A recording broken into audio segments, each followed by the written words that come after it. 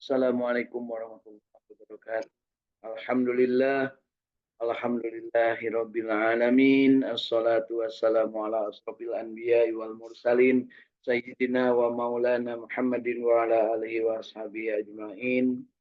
Allahumma shalli ala sayyidina Muhammad wa ala ali sayyidina Muhammad kama shallaita ala sayyidina Ibrahim wa ala ali sayyidina Ibrahim wa barik ala sayyidina Muhammad wa ala ali sayyidina Muhammad kama barakta ala sayyidina Ibrahim wa ala ali sayyidina Ibrahim fil alamina innaka Hamidum Majid. وقال الله تعالى في كتابه الكريم أعوذ بالله من الشيطان الرجيم بسم الله الرحمن الرحيم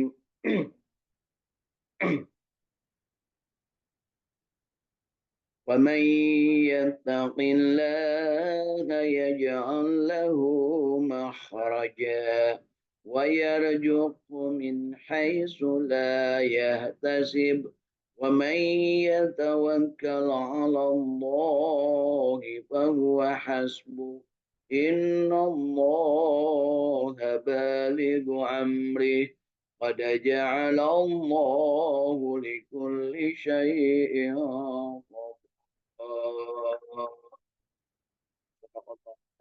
وقال النبي صلى الله عليه وسلم خير الناس أنفعهم linnas. Shadaqallahul azim.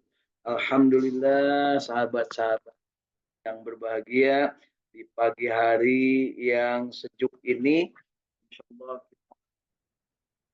kita akan umur panjang dan diberikan kemampuan senantiasa menghambahkan diri kepada Allah, mereka terus-terusan menjadi hamba Allah Subhanahu wa taala, dan insya Allah kita pada saatnya akan menjadi manusia yang akan terus berusaha semaksimal mungkin untuk menjadikan diri kita ini menjadi bagian dari kiprah dalam sama-sama mempertahankan akidah Islamiyah dari dalam diri kita, dan kita berusaha untuk menjadikan kehidupan ini sebagai kehidupan yang tenang, tentram, dalam suasana batin yang penuh dengan kehusuan, dan kita tekadkan diri ini menjadi orang yang memiliki nafs yang mutmainnah, yang senantiasa bersyukur ketika mendapatkan nikmat, senantiasa bersabar ketika mendapatkan ujian dan derita, senantiasa sesegera mungkin bertobat kepada Allah Subhanahu wa taala ketika berbuat salah dan dosa, dan pada saatnya kita menginginkan bahwa kita ini termasuk orang yang dipilih oleh Allah Subhanahu wa taala untuk tetap ikhlas dan senantiasa bersilaturahim, menjalin silaturahim kapanpun dimanapun dengan siapapun, tentunya dengan memanfaatkan potensi diri dan kompetensi yang dimiliki oleh diri kita masing-masing, serta memanfaatkan kesempatan untuk berkolaborasi dan memanfaatkan media secara bijaksana, dan juga pada saatnya kita diberikan kesempatan oleh Allah Subhanahu wa taala untuk mendapatkan ilmu yang bermanfaat, mendapatkan rezeki yang thayyibah dan barokah, mendapatkan kesempatan untuk senantiasa terus-terusan memperbaiki kualitas diri kita, kualitas pribadi kita, kualitas diri yang memungkinkan untuk terus-terusan dari hari ke hari mendapatkan kenikmatan, mendapatkan barokah dari kehidupan, barokah dari umur, barokah dari ilmu, barokah dari amal, barokah dari rezeki, barokah dari berkeluarga, barokah dari punya anak keturunan dan punya anak-anak didik, anak asuh, dan juga punya binaan, dan barokah dari lingkungan, barokah dari komunitas, barokah juga dari segala sesuatu yang ada di muka bumi ini kapanpun dimanapun.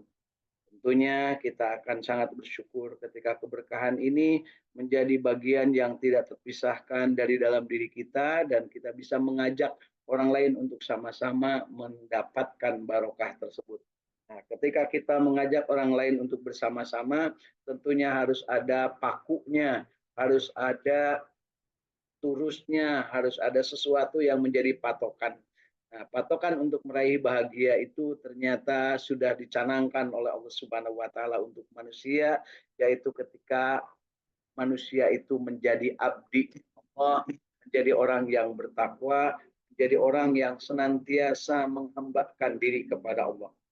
Untuk itu yang saya baca hari ini adalah surat At-Tolak ayat kedua dan ayat ketiga yang menyatakan bagaimana kehidupan manusia yang bertakwa itu akan mendapat kesempurnaan, akan mendapat kebahagiaan, akan mendapat rahmat, mendapatkan kemampuan untuk senantiasa mampu membedakan mana benar mana salah, menjadi mendapatkan furqanan, mendapatkan kesempatan untuk memperoleh berkah, mendapatkan rezeki, mendapatkan jalan keluar dalam segala persoalan kehidupan, mendapatkan kemudahan, kemudian juga dihapuskan segala kesalahan, mendapatkan ampunan dan mendapatkan pahala yang besar, ajron adima, dan mendapatkan kesempurnaan dari kebaikan kehidupan di dunia sampai dengan di akhirat. Sesuai dengan yang dituntunkan Allah Subhanahu wa taala untuk berdoa, Rabbana atina fid dunya hasanah wa fil akhirati hasanah wa qina adzabannar. Tentunya kita juga berharap bahwa bukan hanya diri kita yang selamat, tetapi juga kita ingin sama-sama selamat bersama dengan famili-famili kita, saudara kita, anak cucu kita, dan tentu saja semua makhluk yang ada di muka bumi ini mendapatkan selamat. Dan ketika kita berkeinginan, maka Allah memberikan qada dan qadarnya, kapasitas kita untuk menyampaikan sesuatu yang berupa ajaran agama Islam tentunya masing-masing punya kapabilitas, punya kapasitas, punya lingkup, punya skop, dan punya kalau boleh disebut pengikut atau yang bersama-sama dengan kita.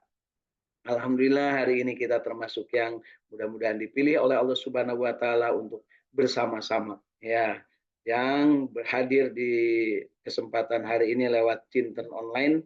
Ada Kang Ahmad bersama keluarga dari Bandung, Teh Elis bersama keluarga dari Sumedang, Kang Agus bersama keluarga dari Tajur Bogor, Ibu Hilda bersama keluarga dari Cirebon, dan Teh Irin bersama keluarga dari Cirebon.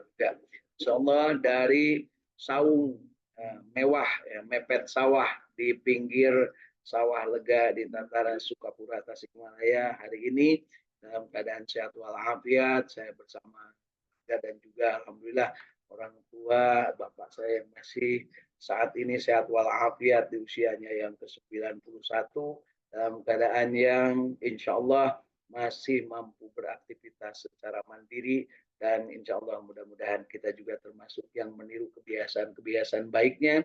Di antara kebiasaan baiknya adalah sering bangun malam dan juga sering keluar rumah untuk mencari matahari, baik ke kebun ataupun ke sawah ataupun ke tempat-tempat yang sifatnya menabur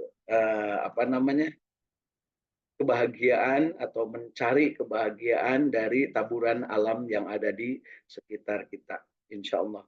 Nah, kemudian kita juga perlu paham bahwa ketika kita mengatakan dalam diri bahwa kita ini ingin bahagia, maka kebahagiaan itu harus bersumber dari Allah, dan Allah Subhanahu wa taala sudah mengajarkan melalui Rasulullah SAW, dan Rasulullah mencontohkan kepada kita yang namanya istiqamah, pribadi yang istiqomah, yang namanya asyiratul mustaqim, orang-orang yang berada di jalan lurus yang diberikan nikmat dan dinikmatkan Allah Subhanahu wa taala, bukan orang-orang yang dimurkai, bukan orang-orang yang sesat, bukan magdub dan bukan dolin. Siapa yang magdub? Itulah karakter yang dicontohkan oleh umat-umat pembangkang di zaman-zaman sebelum Rasulullah SAW, dicontohkan dengan pembangkangannya kepada Nabiullah Musa, kepada Nabiullah Daud, kepada Nabiullah Sulaiman, kepada Nabiullah yang lain. Dan juga orang-orang yang dolin diberikan karakter, yaitu orang-orang yang sesat, yang menganggap Allah punya anak, menganggap Allah itu punya istri, dan menganggap Allah itu tidak sendirian. Masya Allah, mudah-mudahan ini kita terhindar dari hal-hal tersebut. Dan untuk itu kita tekadkan dalam kalbu kita. Raditu billahi robba wa bil islami dina wa bi Muhammadin nabiyya wa rasula rabbi zidni ilma warzuqni fahma. Mudah-mudahan Allah Subhanahu wa taala memberikan cahaya hidayahnya kepada kita semua, dan tentu saja kita pada saatnya juga memberikan cahaya terang kepada orang-orang di sekitar kita.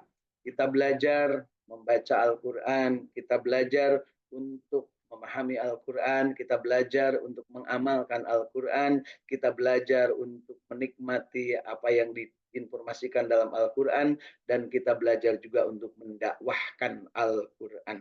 Belajar dan mengajar adalah sebuah keniscayaan, dan itulah perbuatan terbaik. Kata Rasul, khairukum man ta'allamal Qur'an wa 'allamah.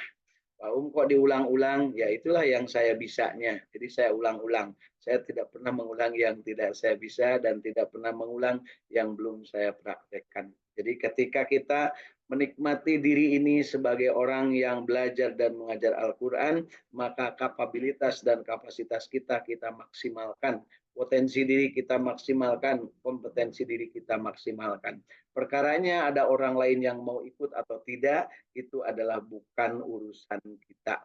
Urusan kita adalah bagaimana kita benar-benar dari hati yang terdalam kita coba untuk syiarkan, menyebarkan dengan kemampuan masing-masing. Demikian juga sahabat-sahabat sekalian, sahabat Cinten, baik yang online ataupun yang hadir pada kesempatan hari ini, yang kita lakukan ini adalah upaya ikhtiar untuk memaksimalkan apa yang diperintahkan Allah Subhanahu wa taala, ud'u ila sabili rabbika bil hikmah wal mau'idatul hasanah. Ajak manusia ke jalan Allah dengan hikmah, dengan penuh keilmuan, kemampuan dan kesadaran diri, wal mau'idatul hasanah, dengan contoh teladan yang baik. Mudah-mudahan kita termasuk yang melakukan hal ini, dan Allah menjanjikan dalam Al-Qur'an disebutkan bahwa pasti dalam setiap zaman, dalam setiap waktu itu akan ada generasi-generasi yang disebutnya wal takum minkum ummatu yad'una ilal khair ta'muruna bil ma'ruf wa yanhauna 'anil munkar. Dalam setiap musim, dalam setiap zaman, pasti akan ada sekelompok manusia yang mengajak manusia yang lain untuk berbuat baik dan mencegah kemungkaran. Tentunya mudah-mudahan kita menjadi bagian dari yang disebut Allah Subhanahu wa taala sebagai orang yang mengambil posisi atau mengambil sikap untuk senantiasa mengajak berbuat baik, mencegah kemungkaran. Untuk mencegah kemungkaran tentu saja kita sangat berat, karena yang mungkar itu pasti tidak akan pernah mau nerima. Yang mungkar itu pasti akan selalu menentang. Yang mungkar ini pasti akan selalu merongrong. Beda dengan yang diajak kepada kebaikan. Kalau ngajak kepada kebaikan itu sangat mudah. Kita ngajak orang lain untuk sholat, kita ngajak orang lain untuk zakat, kita ngajak orang lain untuk haji, untuk umroh. Paling kalaupun kita mendapat tentangan, cuman dibalas dengan alasan-alasan yang dibikin-bikin. Karena ini, atudak gitu, atudak kieu, atudak gitu, atudak kieu. Tapi kalau kita mencegah kemungkaran, pasti yang akan dihadapi bisa jadi berupa golok, bisa jadi berupa pistol, bisa jadi berupa peluru, bahkan bisa jadi berupa aturan, ya, bisa jadi berupa apa yang disebut dengan tata tertib, bisa juga yang disebut undang-undang. Itulah yang dihadapi ketika kita nahi mungkar. Tapi kalau beramar ma'ruf, kita relatif tidak banyak tentangannya. Paling-paling yang iri, yang sama-sama mungkin menginginkan sebuah upaya terbaik dari apa yang kita lakukan itu untuk dicegahnya, karena mungkin akan mengganggu rezeki mereka. Masya Allah. Itulah yang terjadi ketika kita beramar ma'ruf nahi mungkar, maka yang terjadi Rasulullah itu sampai diperintahkan untuk dibunuh bahkan oleh pamannya sendiri. Itulah ketika beliau mengajak berbuat baik dan mencegah dari perbuatan mungkar. Nah, selanjutnya kita juga dalam rangka bahagia istiqamah berjamaah baca Quran, jangan lupa orang tidak akan punya kemampuan untuk berbahagia, orang tidak akan istiqamah, orang tidak akan mampu berjamaah kalau dalam dirinya terdapat kekotoran jiwa. Untuk itu kita sucikan jiwa kita masing-masing dengan bertazkiyah, membersihkan jiwa kita, tazkiyatun nafs kepada diri kita sendiri, memulai dengan mengahadkan Allah, kemudian kita mengimani Islam kita, kemudian meningkatkan kualitas keislaman kita, kemudian kita bersihkan hati-hati dan kolbu kita, dan pada saatnya kita istiqomah di jalan Allah Subhanahu wa Ta'ala. Itulah rukun Islam, dari mulai asyhadu an la ilaha illallah wa asyhadu anna Muhammadar Rasulullah, mengahadkan Allah, namanya ilmunya dikenal dengan istilah muahadah. Kemudian kita meningkatkan kualitas kita dengan mengaku bahwa diri Islam ini dengan cara kita melaksanakan karakter atau ciri dari keislaman kita, yaitu melaksanakan atau menegakkan sholat. Itulah yang disebut bertaqarrub, muraqabah kepada Allah Subhanahu wa Ta'ala. Kemudian setelah kita melaksanakan sholat, diperintahkan bahwa sholat itu akan mencegah perbuatan keji dan mungkar, dan sholat itu adalah ciri manusia yang eling kepada Allah, ciri manusia yang beriman kepada Allah. Inna sholati li zikri ala bi zikrillah tatmainnul qulub. Orang sholat itu adalah mengingat Allah, belajar terus-terusan mendekatkan diri bertakarrub kepada Allah, dan ketika bertakarrub kepada Allah kita akan mendapatkan ketenangan kolbu kita, dan ketika mendapatkan ketenangan maka pada saatnya kita akan ridho dan diridhoi Allah. Radiyatan mardiyah wadkhuli fi ibadi wadkhuli jannati. Itulah keutamaan dari orang yang melaksanakan sholatnya dengan baik, sholatnya yang khusyuk akan menghasilkan dari kehusyukan itu jiwa yang mutmainnah.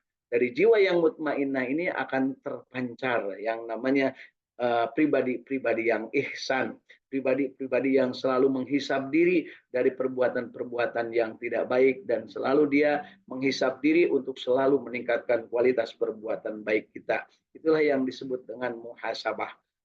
Muahadah, muraqabah, muhasabah, dan ketika sudah melaksanakan muhasabah, maka kita akan tahu bahwa posisi diri kita ini berada apakah dalam keadaan baik atau dalam keadaan buruk. Ketika dalam keadaan baik, maka tingkatkan kualitas kebaikan kita. Ketika dalam keadaan buruk, maka sesegera mungkin, semaksimal mungkin yang kita bisa kita tinggalkan. Itulah yang namanya upaya kita menghukum diri kita dengan cara apa? Meninggalkan yang tidak baik, dan bahkan bisa jadi harus menebusnya dengan apa yang kita miliki, bisa dengan harta, bisa dengan bersedekah, bisa dengan berzakat, bisa dengan berwakaf. Itu dalam rangka menghukum diri agar kita tidak kembali terlanjur berada di jalan yang tidak baik. Tentunya hal ini harus kita sadari dengan benar, semuanya lillahi ta'ala. Semuanya dalam rangka mengharap ridha Allah Subhanahu wa Ta'ala. Itulah yang disebut dengan mu'aqabah, menghukum diri. Menghukum diri dengan cara apa? Dengan cara diri dan dengan cara harta. Dengan cara diri artinya apa? Kita sesegera mungkin untuk beristighfar, meminta ampun kepada Allah, dan dengan cara harta kita keluarkan sebagai kafarat penebus dosa. Bisa dengan sedekah, bisa dengan infak, bisa dengan zakat, bahkan bisa dengan wakaf. Ya. Berikutnya yang harus kita lakukan juga setelahnya kita merasa bahwa ada kecenderungan diri kita ini untuk bersih-bersih diri, maka lakukan secara istiqamah. Bermujahadah, bertekad untuk tidak mengulangi lagi, dan terus-terusan untuk memacu diri untuk sampai ke titik kesempurnaan, yaitu yang menjadi insanul kamilin, seperti derajat pribadi para nabi dan rasul. Bagaimana bisa seperti itu? Ikutilah jalannya dan sampaikanlah diri kita, langkah kita ke tempat-tempat para nabi dan rasul dulu berkiprah. Berjalanlah ke sana, dan itulah yang dianjurkan Rasul Shallallahu Alaihi Wasallam. Ketika kalian memaksakan diri untuk punya bekal, maka jangan ke para wali dulu, jangan ke para kuburan-kuburan keramat dulu, tapi lakukan upaya yang paling penting, yang utama, yaitu ketiga masjid, yaitu Masjidil Haram di Makkah, Masjid Nabawi di Madinah, dan Masjidil Aqsa di Palestina. Inilah yang harus kita paksakan, kita kuatkan dalam diri kita, dalam kita berjihad, istiqamah di jalan Allah, dan kita kenal dengan istilah mujahadah, berjihad untuk mampu raih predikat sampai mampu berada sholat di Masjidil Haram, sholat dan berziarah ke Nabi Muhammad SAW, sholat dan berziarah ke para nabi di sekitaran Masjidil Aqsa di Palestina. Itulah yang harus menjadi tekad dalam diri kita. Jangan berpikir yang lain dulu sebelum yang tiga ini mampu dilakukan. Tentunya dengan tekad yang baik, manjada wajada, dengan keinginan yang baik, maka insya Allah Allah akan membimbing kita. Dan jangan lupa, Allah tidak akan memberikan tugas kepada kita, melainkan pasti akan diberikan solusinya. Wayarjukhu min haitsu la yahtasib, rezekinya pasti akan diberikan. Wa tawakkal Allah, dan bertawakallah kepada Allah, maka Allah akan mencukupkan apa yang kamu inginkan dan akan memberi solusi dari apapun, dari cara apapun yang cara Allah Subhanahu wa taala. Memberikan rezeki, memberikan solusi, memberikan jalan keluar yang terbaik, memberikan kemudahan dalam segala langkah kita, itu adalah keniscayaan bagi orang yang istiqamah, bagi orang yang mujahadah. Tidak akan istiqamah, tidak akan mujahadah kalau sebelumnya tidak pernah dia melaksanakan mu'aqobah. Kalau sebelumnya dia tidak pernah mensucikan dirinya. Kalau sebelumnya dia tidak pernah bertazkiyah. Tidak akan bertazkiyah kalau sebelumnya dia tidak menghisab diri sendiri, tidak mengukur diri sendiri, tidak membanding-bandingkan antara ketentuan dengan yang dilakukan. Dan tidak akan mampu itu kalau tidak ada iman di dalam diri. Dan tidak akan ada iman dalam diri kecuali ketika kita bertakarrub kepada Allah Subhanahu wa taala dengan sabar dan sholat. Dan tentunya tidak akan sabar dan tidak akan sholat orang yang tidak pernah mengaku Nabi Muhammad SAW sebagai Rasul dan Allah sebagai satu-satunya Tuhan kita. Itulah rangkaian rukun Islam kita. Syahadat, sholat, saum, zakat, dan terakhir melaksanakan ibadah haji dan umroh. Sebagai keniscayaan, sebagai perjalanan takwa kita, dan kita tentunya satu dengan yang lain perlu saling mengingatkan, perlu saling menasihati satu dengan yang lain, perlu belajar dengan orang-orang yang sudah mendapatkan kesempatan memperoleh ilmunya, ataupun kita perlu memberikan pelajaran kepada orang-orang yang belum mencapai derajat-derajat keilmuan. Dengan cara apa? Terus-terusan secara gigih mensyiarkan, mendakwahkan, menyampaikan dengan bil hikmah, dengan ilmu, wal mau'izatul hasanah, dengan contoh teladan. Bukan dengan cara memaksa, bukan dengan cara yang menjadikan orang terintimidasi, atau mungkin kalau istilah sekarang bukan dengan cara intoleran, tapi kita benar-benar dengan cara yang penuh dengan kearifan, bil hikmah wal mau'izatul hasanah. Dan pada saat itu terjadi, maka jangan lupa kita adalah bagian dari itu semua. Kita adalah bagian dari perjalanan kehidupan kita, dan kita adalah merupakan bagian yang tidak terpisahkan dari apa yang disebut dengan perjalanan takwa. Muahadah, muraqabah, muhasabah, muaqabah, mujahadah. Inilah yang dibimbing oleh rukun Islam kita. Salat sebagai syahadat sebagai muahadah kita. Salat sebagai muraqabah kita, kemudian saum sebagai muhasabah kita, kemudian zakat, infak, sedekah sebagai sebagai muaqabah kita, dan haji dan umroh sebagai mujahadah kita. Bagaimana kalau yang belum haji dan belum umroh dan belum mampu untuk melaksanakan ibadah haji dan umroh? Rasul memberikan kabar gembira kepada kita yang belum mampu ataupun tidak mampu dalam setiap tahun untuk berangkat ke sana, yaitu mujahadah kita adalah dengan 3 perbuatan. 3 perbuatan itu dianggap sebagai derajatnya sama dengan melaksanakan mujahadah haji dan umroh ke Makkah Al-Mukarramah. Yaitu perbuatan itu yang pertama, siapa yang sholat subuh berjamaah di masjid. Ya. Yang kedua adalah siapa yang setelah sholat subuh berjamaahnya ini tetap tinggal di masjid, tidak keluar dari masjid.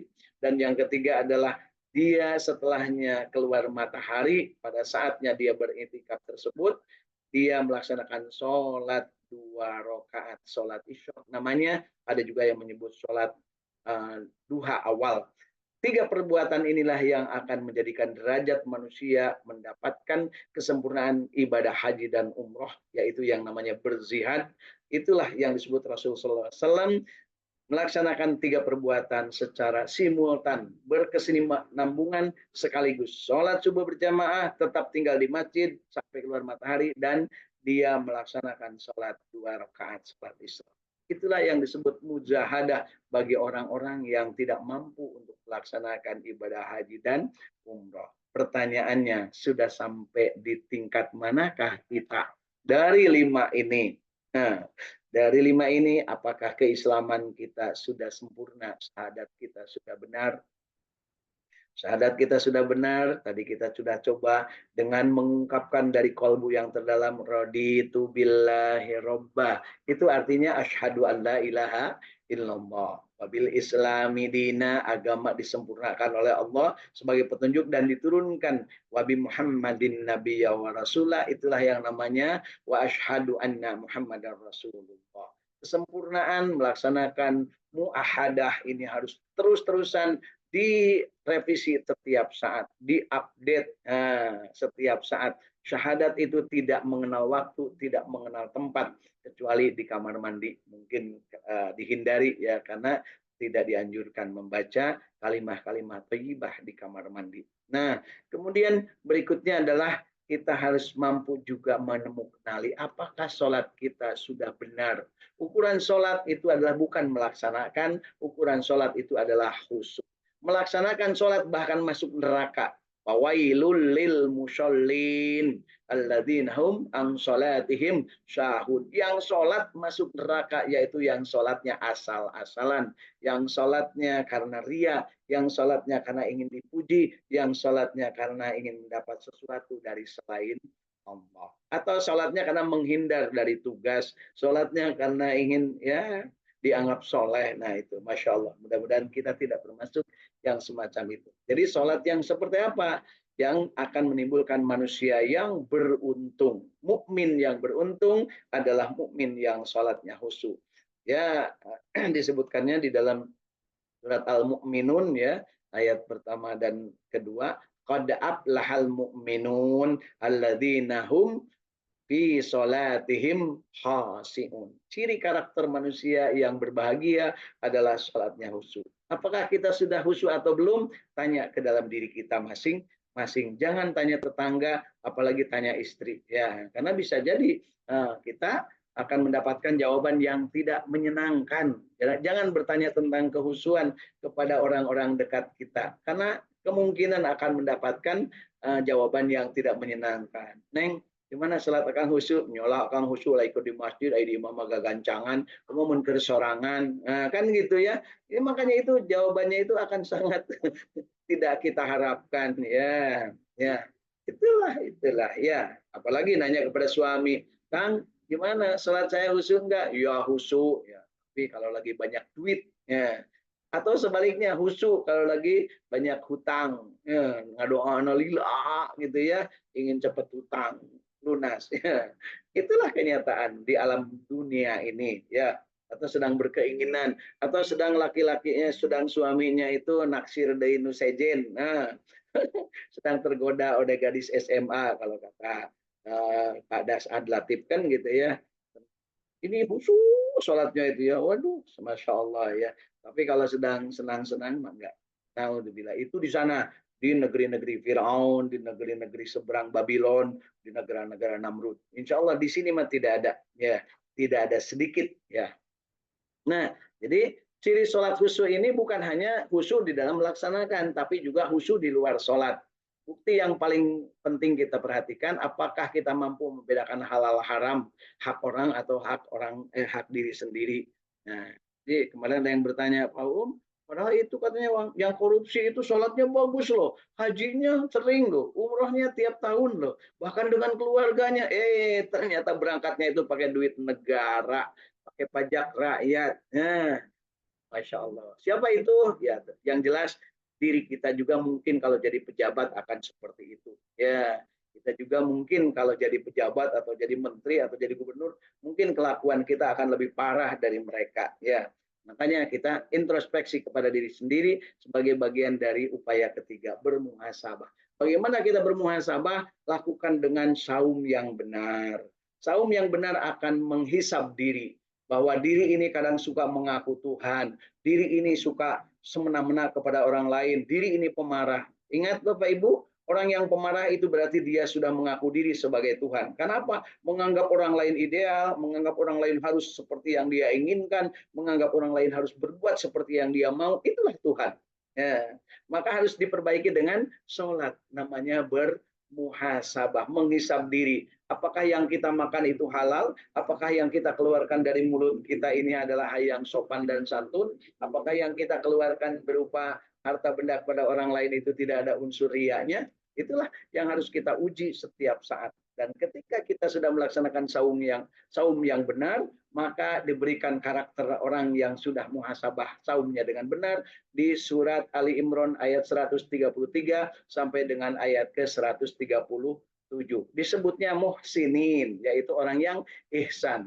Masuk dengan 2 kalimat syahadat, namanya Islam. Melaksanakan sholat yang baik, qad aflahal mu'minun, namanya iman. Melaksanakan apa yang disebut saum dan menghasilkan efek setelah saumnya menjadi baik, itulah yang namanya muhsinun, atau yang namanya orang yang ihsan.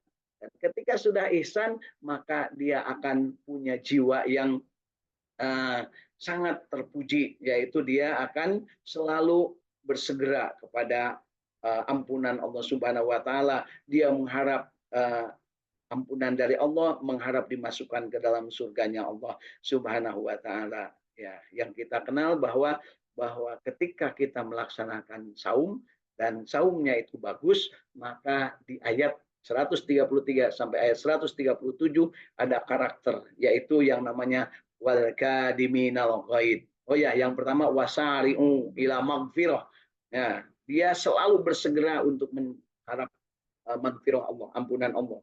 Yang berikutnya adalah dia selalu untuk berbuat wal kadiminal ghaid, mengendalikan emosi, menahan dirinya. Kemudian wal afina anin nas, kemudian dia memaafkan orang lain yang berbuat keliru, bukannya menendam, bukan malah menyebarluaskan kesalahan orang lain, dan bukan malah melaporkan ke sana sini, tapi dia memaafkan dengan tentunya yang tidak merugikan orang banyak. Ya, pemaafan yang tidak merugikan orang banyak. Tapi kalau memaafkan orang-orang yang jelas-jelas berbuat korupsi, itu tidak termasuk memaafkan yang baik. Koruptor harus dihukum dulu, baru nanti begitu minta maaf.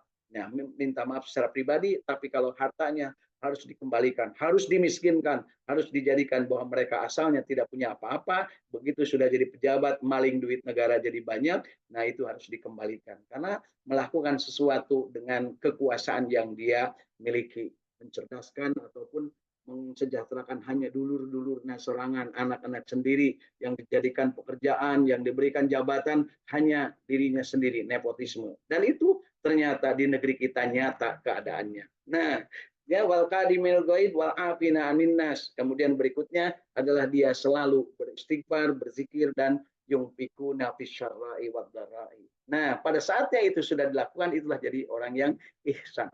Dan ketika sudah itu, maka ketika dia yungfikuna fisyarra'i wad dharai, maka dia jadilah orang yang ikhlas. Karena orang menginfakkan itu harus ikhlas. Dan terakhir, ketika sudah ikhlas, maka Allah akan memanggilnya untuk berangkat ke tanah suci, karena ke tanah suci dimampukan Allah Subhanahu wa ta'ala. Dia disebutnya walillahi 'alan nas hijjul bait man istata'a ilaihi sabil.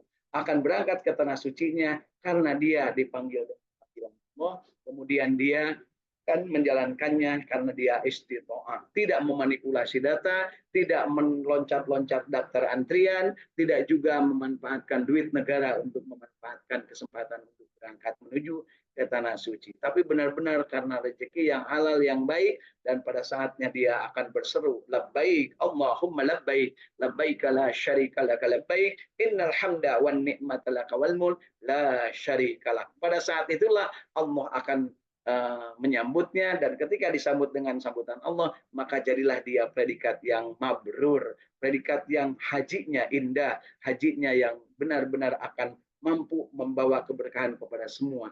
Ingat, ya, yang kita tahu bahwa orang yang hajinya mabrur ada 2 karakternya, yaitu yang pertama al-it'amut ta'am, dia selalu senang memberikan makanan, memberikan kesenangan kepada orang lain, dan yang kedua adalah at-thayyibul kalam. At-thayyibul kalam, dia sopan dalam perkataan.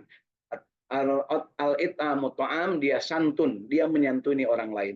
Jadi ciri karakter haji mabrur yang namanya orang yang sudah mujahadah, orang yang istiqamah, orang yang mustaqim adalah orang yang senang berbicara kepada orang lain hal-hal yang baik, santun dalam sopan dalam perkataan, dan santun dengan perbuatan, menyantuni. Menyantuni dalam arti yang sangat luas. Kalau membuat keputusan, kalau jadi pejabat, maka dia pikirkan apa yang akan menjadi dampaknya bagi semua. Bukan hanya bagi dulurnya, kalangannya, partainya, koalisinya sendiri, tetapi untuk semuanya. Nah, apakah ada sekarang pemimpin yang adil semacam itu? Kalau boleh disebut hese, anak-anak. Disebutnya dalam bahasa kerennya syusyah. Ya, yang ada adalah yang kolusi, yang tahu sama tahu, yang kompromi satu dengan yang lain, dan mereka saling memperkaya diri. Kalau bukan dari golongan, bukan partainya, maka disisihkan, disingkirkan, bahkan tidak sedikit yang dibunuh karakternya, dibunuh karir politiknya, dan kalau perlu dicaci, dihujat, kalau perlu dicari, dikorek-korek kesalahannya agar bersalah dan tidak mampu, bahkan ketika mencalonkan pun digeser-geser supaya tidak jadi mencalonkan. Di mana itu terjadi? Itulah di negeri kita. Dan tentu saja itu adalah akibat muahadahnya tidak benar, ya, tidak bersyahadat dengan benar, sholatnya tidak khusyuk, saumnya tidak benar, zakatnya juga mungkin tidak sesuai, mendapatkan hartanya tidak sesuai, dan haji dan umrohnya, Masya Allah, hasil manipulasi dan hasil dari perbuatan-perbuatan yang tidak terpuji. Termasuk pengelolaan haji dan umrohnya, Masya Allah, kalau melihat dari fenomena yang kemarin di Pansus DPR tentang haji, ternyata banyak sekali para pejabat yang melakukan upaya-upaya manipulatif sehingga menimbulkan kerugian bagi berbagai pihak, dan ujung-ujungnya adalah ada yang harus mempertanggungjawabkan perbuatan. Kita sebagai masyarakat bagaimana harus tetap katakan kebenaran meskipun pahit. Qulil haq walau kana murra. Nah, untuk bisa seperti itu tentunya kita butuh ilmu, butuh nyali, butuh kemampuan, butuh kompetensi, butuh kapabilitas, dan butuh organisasi untuk sama-sama maju bersama, makmur bersama, menggerakkan kehidupan bersama, dan mencapai keridhaan Allah Subhanahu wa taala secara bersama-sama, membangun negeri, memakmurkan negeri, sehingga masing-masing kita bisa saling tawabil haq tawabishab, dan pada saatnya kita menjadi rahmatan lil alamin. Ketika itu sudah terjadi, maka itulah yang harus menjadi obsesi diri kita, dan kita tentunya harus berangkat dari diri sendiri. Muahadah, muraqabah, muhasabah, muaqabah, dan mujahadah harus dilakukan dengan diri sendiri, dan jangan lupa kalau sudah kita melakukannya, kita sudah menyampaikannya, cukup sampai di situ. Karena ketika Rasulullah Shallallahu Alaihi Wasallam juga berkeinginan lebih dari itu, maka ditegur oleh Allah Subhanahu Wa Taala, Muhammad, tugasmu adalah menyampaikan, bukan mengislamkan. Tugas memberikan hidayah hanya tugas Allah Subhanahu Wa Taala. Mudah-mudahan bermanfaat dan penuh barokah. Yuk kita sama-sama akhiri dengan niat untuk lebih baik. Rabbana atina fid dunya hasanah wa fil akhirati hasanah wa qina adzabannar. Subhana rabbika rabbil izzati amma yasifun wa salamun ala mursalin walhamdulillahi rabbil alamin. Subhanakallahumma wa bihamdika asyhadu an la ilaha illa anta astaghfiruka wa atubu ilaik. Assalamualaikum warahmatullahi wabarakatuh. Selamat salat Isra dan salat. Waalaikumsalam warahmatullahi wabarakatuh.